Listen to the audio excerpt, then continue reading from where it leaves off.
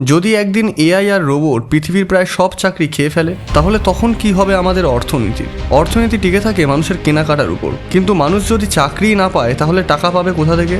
তাহলে তখন কেনাকাটাই বা করবে কি করে? আর তখন তৈরি হবে ডিম্যান্ড কোল্যাপস, মানে জিনিসপত্র তৈরি হবে কিন্তু কেনার মতো ক্রেতা থাকবে না। এই সমস্যার সমাধানে বুদ্ধিজীবীদের অনেকেই বলছেন ইউনিভার্সাল বেসিক ইনকাম বা ইউবিআই, অর্থাৎ সরকার বড় বড় এআই কোম্পানিগুলোর উপর ট্যাক্স বসাবে আর সেই ট্যাক্সের টাকায় সাধারণ মানুষকে প্রতি মাসে কিছু করে টাকা দেবে, যাতে তারা সেই টাকা আবার বাজারে খরচ করতে পারে। অর্থাৎ এতদিন লক্ষ্মী ভাণ্ডার, বিধবা ভাতা, বেকার ভাতার মতোই এবারও হয়তো শুরু হতে চলেছে এআই ভাতা। কিন্তু এখানে আছে আরেকটা বড় ভয়ঙ্কর ব্যাপার, মানুষ যে টাকা পাবে সেই টাকাটাই খরচ করবে আবার সেই বড় বড় কোম্পানিগুলোর পণ্য কিনতে, ফলে টাকা ঘুরে ফিরে আবার তাদের কাছেই ফিরে যাবে। একে অনেকে বলছে এআই বাবল।